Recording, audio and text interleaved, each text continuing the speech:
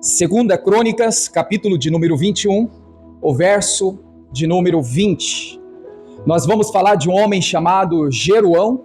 Este foi filho do rei Josafá, e a Bíblia nos mostra um episódio que chama muita atenção. Se olharmos para o capítulo de número 21, nós encontramos, depois dele ter assumido o reinado, este então, fazendo coisas erradas, fazendo o que era mal diante dos olhos de Deus. A Bíblia fala que veio o tempo do Senhor através de uma palavra enviada pelo homem chamado Elias, falando que se ele não mudasse, se ele não se convertesse, se ele não então tomasse o rumo para a sua vida, aquela enfermidade iria matar ele. Não deu crédito, veio a enfermidade e ele morreu. E agora vamos destacar então o verso de número 20, que diz assim: era ele da idade de quantos anos? 32 anos, quando começou a reinar. Reinou 8 anos em Jerusalém, e se foi, sem o quê? Sem deixar de si o quê? Saudades. Sepultaram na cidade de Davi, porém não nos sepulcros dos reis. Amém. O que nos chama a atenção aqui é que esse homem morre sem deixar saudade. Eu marquei aqui a NVT, ela diz assim: ninguém lamentou a sua morte. A Viva diz que ele morreu sem que ninguém o lamentasse. E a nossa mensagem, ela parte disso aqui. Quando uma pessoa morre e ela não deixa saudade, ninguém lamenta, ninguém sente a falta daquela pessoa, é porque essa pessoa teve comportamentos ruins, malignos, maldosos. E nós podemos aqui refletir, irmãos, como nós estamos marcando essa geração, como nós estamos marcando esse tempo. Será que depois da nossa partida, será que vamos deixar saudade?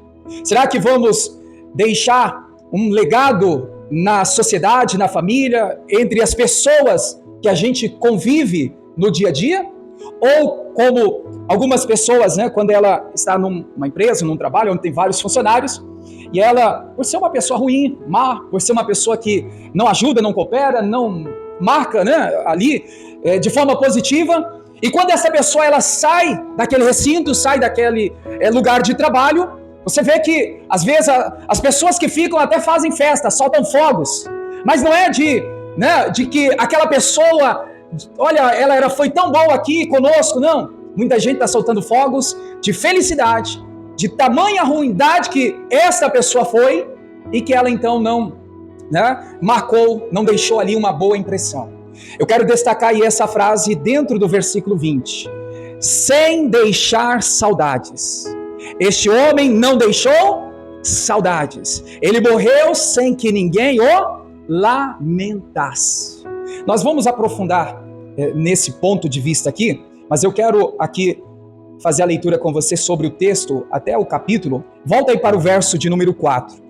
E aí você vai começar a definir, diante da leitura, como era esse homem, como ele agia, como ele, então, tinha o procedimento no seu dia a dia. O verso de número 4 diz assim: tendo Jeroão assumido o reino de seu pai, e havendo-se fortificado, o que ele fez? Matou a todos os seus irmãos, a espada, como também alguns dos príncipes de Israel. Então veja só, logo que ele assume ali, o reinado, assume ali a posição, o que acontece? Ele já manda matar todos os irmãos. O que a Bíblia está nos mostrando aqui? Que ele está cometendo crimes, ele está sendo cruel, ele está sendo um homem mau. E por não ficar só nisso, veja o versículo de número 6. Andou nos caminhos dos reis de Israel, como também fizera os da casa de Acabe, porque a filha deste era sua mulher, e fez o que era mal perante os olhos do Senhor. Vamos destacar essa frase final. Fez o que era mal perante o Senhor. Olha só. Então veja que vai se desenhando uma personalidade deste homem.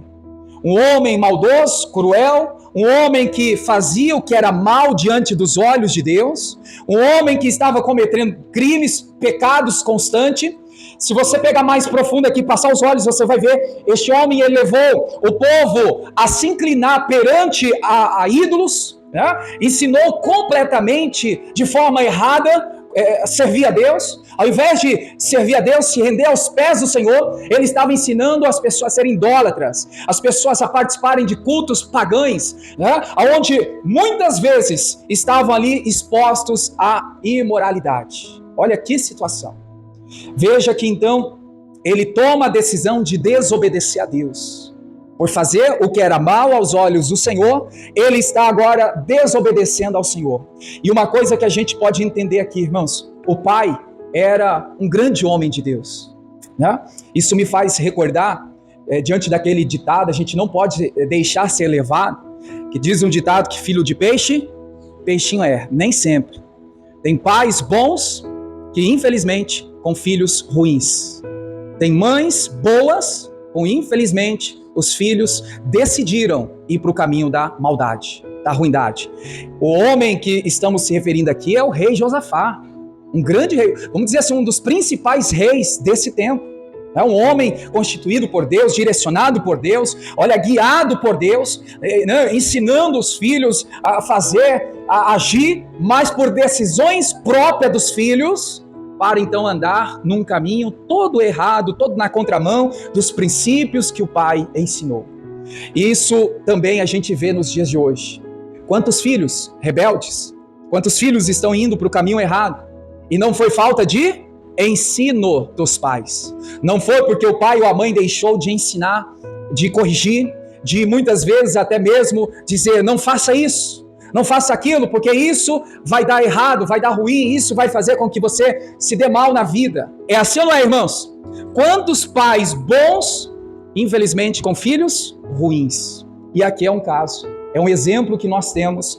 Josafá, um grande homem de Deus, porém, o seu filho, por deixar a maldade tomar conta do seu coração e fazer com que as suas decisões, então, sejam ali levadas, né, ao oposto do que o pai acreditava, do que o pai professava, do que o pai então tinha como princípios, este homem, ele foi muito mal diante dos olhos de quem, irmãos? Do Senhor. Veja novamente a parte final do versículo 6, fazia o que era mal aos olhos do Senhor. Só que, irmãos, uma coisa é que muita gente às vezes acaba esquecendo, todas as decisões erradas, vamos falar também das certas, né? Mas já que estamos falando aqui de um exemplo que foi errado, que foi mal diante dos olhos de Deus, o que eu quero dizer, irmãos, que todas as atitudes, ela tem as suas consequências.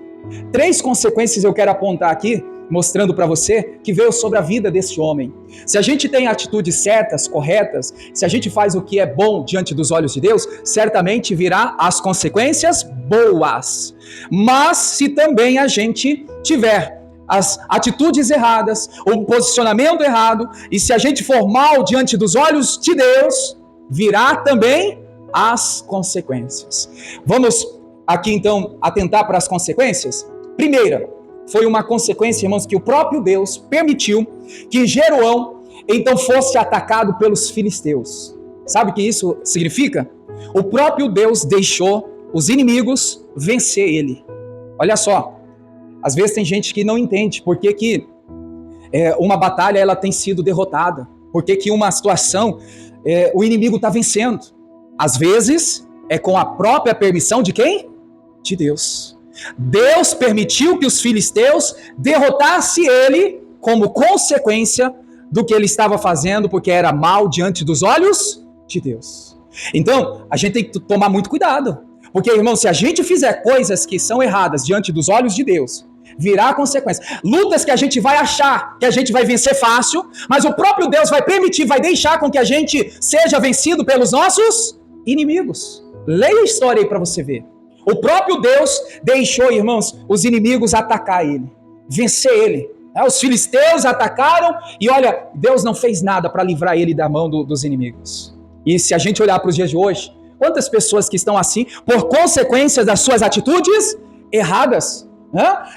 Mas cadê a intervenção de Deus? Cadê o livramento? Não, Deus não vai, né, fazer por quê? Porque é consequência.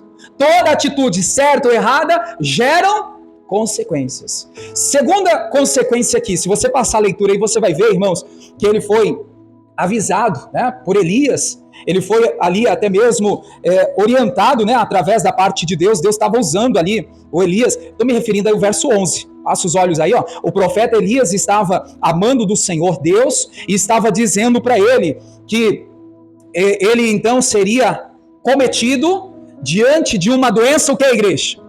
De uma doença incurável. Passou os olhos aí na leitura? Né?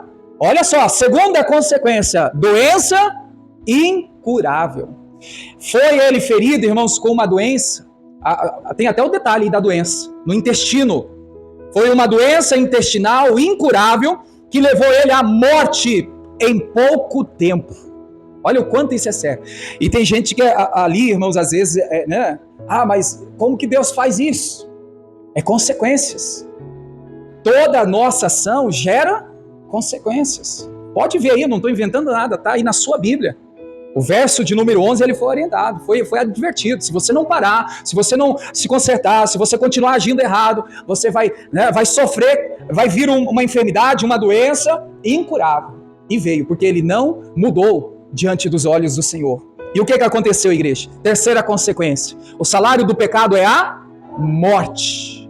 Então, a terceira consequência foi a morte sem lamentações. Veja que a morte de Jeroão, ela foi tão amarga, sem propósito. O povo, irmãos, não fez questão nenhuma de homenagear ele nos seus últimos dias, ou dia, ou minuto, ali, né, ninguém lamentou a sua partida. E aonde a gente volta aí para o versículo aonde começamos, que é o verso de número 20. E nós vamos aqui nos aprofundar nessa reflexão. Novamente, vamos destacar essa frase final aí, igreja. Vai lá, leia comigo aí. Você que está com a Bíblia aberta, o verso de número 20. Lá na parte final. E se foi sem deixar de ti saudade. Repete comigo em voz alta. Ele foi mais forte, né? Então, de jejum? Então, sem comer? Diga mais forte aí. Diga comigo. Ele foi sem deixar saudades. Ninguém lamentou a morte dele. Agora, igreja, vamos trazer essa mensagem para nós. Aonde o Senhor quer que a gente venha refletir nisso aqui. Como você está marcando o seu tempo aqui na terra? Como você está marcando, irmãos, a sua geração? A nossa vida, irmãos, ela tem um propósito. O propósito é fazer a vontade de Deus. O propósito que nós temos, irmãos, é entender que a nossa vida, ela vai fazer sentido na vida de outras pessoas. Você pode repetir isso comigo só para você captar a mensagem? Diga comigo, a minha vida, ela faz sentido na vida de outras pessoas. Você entendeu o que você disse? Você tem que viver, irmãos, para que a sua vida venha ter sentido, venha ter importância na vida de outras pessoas. Veja que esse homem estava vivendo, ele estava agindo, ele estava fazendo o que era mal diante dos olhos de Deus, havia matado seus irmãos, a vida dele não tinha sentido nenhuma para outras pessoas. De tanta maldade que ele carregava consigo, as pessoas, elas estavam assim, tanto faz, tanto fez. Ele para mim, para a sociedade, não tem importância nenhuma. E quando ele morreu, a prova disso é que, olha, não fez falta. E aqui, irmãos, o Senhor, Ele pega para a gente entender que nós precisamos fazer a diferença na vida de outras pessoas. Você não pode ser um peso na vida de alguém. Você não pode ser, irmãos, uma pessoa que venha prejudicar outras pessoas. Você não pode ser uma pessoa que venha, de alguma maneira, passar a rasteira.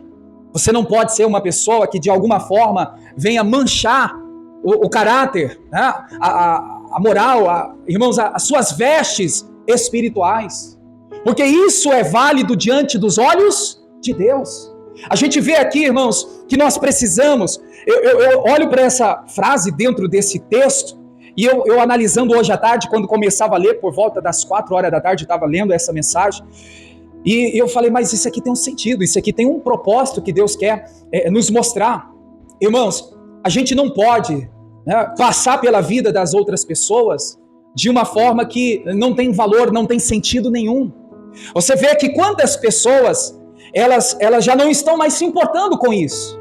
Veja só o que você tem que entender, como o Espírito de Deus me fez entender. E eu peço para você repetir comigo. Diga assim: eu preciso ser bênção na vida de outras pessoas. Diga: eu preciso ser apoio na vida de outras pessoas. Irmãos, você precisa ser aquela pessoa que vai ajudar a vida dela a ser mais leve. Não ser um peso. Não ser mais difícil. Porque aí fora o mundo já está cheio de pessoas que quando alguém está quase caindo, quase, né, fracassando, o que as pessoas aí fora fazem? Empurra, joga mais para o chão. A gente tem que, irmãos, ajudar a levantar aquela pessoa.